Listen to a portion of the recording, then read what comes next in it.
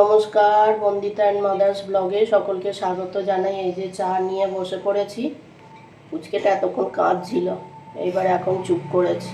এখানে এত সকালবেলা গাড়ির আওয়াজ, এত সব কিছুর আওয়াজ, ভালো লাগে না। ওই চলবে এখন সারাদিন ধরে। চলো চা খেয়ে নিই, আবার রান্না বান্না করতে হবে। আজকে সিম্পল রান্না, বেশি কিছু হবে না। না বেশি কিছু না, ডাল সেদ্ধ তো হয়ে গেছে, উচ্ছে ভাজা, বেগুন ভাজা। ভাজাগুলো করতেই সময় লেগে যায়, ভাজা হতে অনেকক্ষণ সময় লাগে। তো চলো তো চা খেয়ে নিই। পোস্ত হবে, ঝিঙে আলু। হ্যাঁ চলো। এই যে মা মেয়ের চা খাওয়া হলো। এইবার হচ্ছে যে চাল মা অন্যদিন ধুয়ে রাখে, মা বলছিল দে আমি ধুয়ে দিতে, আমি বললাম দাও আমি ধুয়ে নিচ্ছি। এবার চালটা ধুয়ে নিই। এবার চালটায় এত পোকা না, একটু ভালোভাবে না ধুলে হয় না। চালটা খুব পোকা এবারের চালটা, জানো তো। বাজার থেকে এনেছি, বস্তায় কি আর বোঝা যায়, বস্তা যেই কাটা হয়েছে তারপর থেকেই দেখছি পোকা। তাই যাই হোক চালটা ভালো করে ধুয়ে নিই। আর এই সপ্তাহে তো বাজার যায়নি, তাই ওই মানে ডাল টাল এইসব করেই কাটাতে হবে। নাহলে তো দেখো ওই একটা তো মানে মাছ তো আমাদের হয়, প্রত্যেক দিনই প্রায় মাছ হয়, আর শনিবারটা আমরা নিরামিষ খাই। তা যাই হোক ওই মাঝে মধ্যে এরম রান্না খেতেও ভালো লাগে, সবসময় মাছ খেতেও ইচ্ছে করে না না। যাই হোক, যারা এই অবধি ভিডিওটা দেখেছো তারা প্লিজ একটা লাইক করে দিও, কমেন্ট করতে ভুলো না কিন্তু। তোমাদের একটা লাইক বা কমেন্ট আমাকে আমার গন্তব্যের দিকে এগিয়ে নিয়ে যেতে সাহায্য করবে। তা দেখো এই উচ্ছেটায় আবার একটু নুন মাখিয়ে নিলাম। তা এদিকে চালও ধোয়া আছে, এদিকে মা সেই বেগুন ভাজাটা বসিয়েছিল, সেইটা এবার উল্টে দিচ্ছি আমি। এবার হচ্ছে যে মা ওদিকে ঘর দোর ঝাঁট দেবে। আর হচ্ছে যে আমাদের মেয়েদের রান্নাঘরেই মানে সারা দিনটা প্রায় কেটে যায় না। এখন তাও গরম পড়েছে বলে বিকেলে আর কিছু খাবার দাবার করছি না, নাহলে অন্য সময় বিকেলে একটু খাবার দাবার করি। এখন আর ইচ্ছে, বাবা এই রান্নাঘর থেকে বেরোলে, কদিন তো মাকে রুটিও করে দিইনি, ইচ্ছে আর করে না বিকেলবেলা কিছু করার। আর হচ্ছে যে আজকে একটু রুটি করে দেবো, মা টিফিন নিয়ে যাবে অফিসে, আর একেবারে করে রাখবো, সব বিকেলে এসে ওই রুটি খেয়ে নেবে। বিকেলে বলতে রাত্রিরে ডিনারটা ওটা দিয়েই সারবে। তা যাই হোক, এদিকে বেগুন ভাজা আমার হয়ে গেছে, ওই তেলের মধ্যেই উচ্ছেটা দিয়ে দেবো, উচ্ছেটা ভেজে নেব। আর এইসব রান্নাবান্না হলে কিন্তু সব সময় তো মাছ খাচ্ছে, এইসব রান্নাবান্না হলে খেতে কি ভালো লাগে না, তখন অমৃতের মতো লাগে যেন। তা যাই হোক, এই দেখো যে কটা বাসন হয়েছে সেই কটাই মেজে রাখি, নাহলে পরে অনেক বাসন হয়ে যাবে। আর এই গরমে রান্নাঘরে থাকতে আর ইচ্ছে করছে না গো, আগের মতো সেই গরম পড়েছে, বিচ্ছিরি টাইপের গরম বাবা, উফ আর পাচ্ছি না। কদিন বেশ বৃষ্টি হলো, একদিন দুদিন বৃষ্টি হলো, হয়ে বেশ একটু ফ্যান ট্যান চালালে আরাম লাগছিল। আর এই দুদিন ধরে কি হচ্ছে বলো তো, রোজ মেঘ করছে, মানে এই সকালের দিকটা রোদ উঠছে, আর একটু মানে এই ধরো 11টা সাড়ে 11টা থেকে ওই যে মেঘ করছে, এবার সারা দিনটাই মেঘ করে থাকছে, ওতে আরও গরম হচ্ছে, কষ্ট হচ্ছে, ভালো লাগছে না, মানে বিরক্ত লেগে যাচ্ছে। এই বছর গরমটা যেন অত্যাধিক পরিমাণে পড়েছে, মানুষকে মেরে দেবে। আরে মারবি তো বাবা, একেবারে মেরে দে, এরমভাবে তিলে তিলে তড়পে তড়পে মারার কী দরকার কে জানে। তা যাই হোক, ওদিকে উচ্ছে ভাজা হয়ে গেছে, তারপর বেগুন ভাজা হয়ে গেছে, এদিকে ডালটা সাঁতলে নিচ্ছি। ওই জিরে ফোড়ন দিয়েছি, তেজপাতা শুকনো লঙ্কা ফোড়ন দিয়ে, মুসুর ডাল, ডালটা বাটিতেই সেদ্ধ করা হয়েছিল, ডালটা সাঁতলে নিলাম, আর নুন দিয়ে দিলাম, হলুদ দিয়ে দিলাম, ডালটা সাঁতলানো হয়ে গেল। এবার এদিকে বসিয়েছি হচ্ছে মাছ জল বসাবো, ভাতটা বসিয়ে দেবো, উচ্ছেটা ওইদিকে বসিয়ে দিয়েছি, উচ্ছেটা পুরো এখনও হয়নি। এবার এই ডালটা সাঁতলে নিয়ে, নাহলে আবার বেলা হয়ে যাবে। এবার ওটা নাবিয়ে দিয়ে এবার মার এটা বসিয়ে দিলাম, জলটা বসিয়ে দিলাম। এদিকে এবার ঝিঙে আলু পোস্ত হবে, তাই ঝিঙে আর আলুটা একটুখানি নুন দিয়ে নিলাম, যাতে কড়াতে ধরে না যায় সবজিগুলো।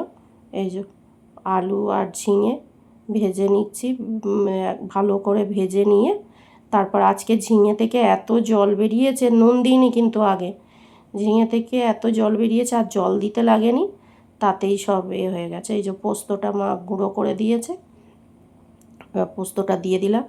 বললাম না এত জল বেরিয়েছে, আর জল দিতে ওই একটুখানি ধুয়ে জল দেব, বেশি জল দেব না, 1 ফোঁটাই জল দেব। আর এই যে লঙ্কা দিয়ে দিচ্ছি, কাঁচা লঙ্কা বাটা থাকে, কাঁচা লঙ্কাটা আজকে শেষ হয়ে গেল, আবার কালকে বাটতে হবে। যাই হোক, ওই পোস্তটা হয়ে গেলেই রান্নাবান্না আজকের মতো সমাপ্তি। আবার ভাবছি কখন রান্না, আর আজকে ওই কটা তো বাসন মাজলাম, তোমাদের দেখালাম, এক গাদা খানেক। মা বলে এতগুলো বাসন মাজার পরেও আবার বাসন, অনেক বাসন পড়েছিল। ওই যে ওই আমসত্ত্ব দিয়েছিলাম সেইগুলো শুকিয়ে গেছে, তুলে নিয়ে ফ্রিজে রাখলাম, ওতে কিছুটা হলো, মানে থালা অনেক, পাঁচটা পাঁচটা থালা, কম নয়। তারপরে এই কড়া, এদিকে হচ্ছে যে চাটু এটে পড়েছে। মার রুটিটা, এই যে আটা মাখা হয়ে গেছে, রুটি বেলাও হয়ে গেছে, এই যে চাটুটা বসিয়ে দিলাম। এবার আমি না রুটি ঠিক মতো, তোমরা দেখে হেসো না কিন্তু, আমি রুটি ঠিকঠাক করতে পারি না। বেলতে পারি ভালো সুন্দর, আর হচ্ছে মাখতে পারি আটা, কিন্তু আমি রুটি ঠিক মতো করতে পারি না। বলবে এত বুড়ি হয়ে গেছে তাও রুটি ঠিক মতো করতে পারে না। সব জিনিস সবাই পারে না, যেটা পারি না সেটা নিয়ে বলে লাভ নেই। আমি রুটি মেখে দেবো, বেলে দেবো সুন্দর করে, কিন্তু কড়াটায় যেন একটু শক্ত শক্ত হয়ে যায়। তা যাই হোক, এই যে রুটি করে নিচ্ছি। আসলে রুটিটা না আগাগোড়াই তো আমি খুব একটা রুটি খাই না, জানো তো, আমার গ্যাস্ট্রিকের সমস্যা বলে আমাকে ডাক্তারেও রুটি খেতে বারণ করেছে। তা যাই হোক, মা রুটি খায়, মাদের অভ্যেস আছে। আমি তো রুটি খাইনি ছোটোবেলা থেকে সেরমভাবে, আমার ওই জন্য রুটি খাওয়ারও অভ্যেস নেই, আর ওই রুটি ঠিকভাবে করতেও ঠিক মতো পারি না। আর এই চাটুটা অ্যালুমিনিয়ামের চাটু তো, চাটুটায় না প্রথমে বসালেই রুটিটা একটু আটকে আটকে যায়, তারপর আবার ঠিক হয়ে যায়। লোহার চাটু ভালো হয়, আর ননস্টিকের চাটুগুলো বেশ ভালো হয়। তা যাই হোক, এই যে রুটি সেঁকে নিচ্ছি, ফুলেছে কিন্তু, দেখো সুন্দর ফুলছে। আর আমি ওই ক্যাচও লুপতে পারি না আমার মায়ের মতো, ওই খুন্তি দিয়ে বারবার এদিক ওদিক করি, নাহলে আমি পারি না। যেটা পারি না সেটা বলে লাভ নেই, যেটা পারি সেটা ঠিক আছে। আর দেখো এই গরমে মা ঠাকুরের জায়গায় ফুল দিয়ে ভরিয়ে দিয়েছে। মা বলছে ঠাকুরের জায়গায় জবা ফুলেই আজকে ভর্তি হয়ে গেছে।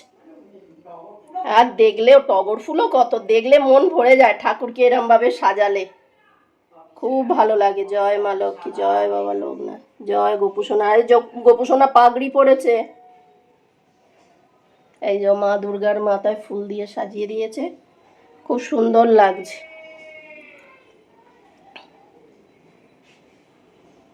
আমি মাকে বলি পাগড়িগুলোর অতগুলো রয়েছে, শুধু তুলে তুলে রেখে দেয়। আর আজকে ব্রেকফাস্ট হচ্ছে,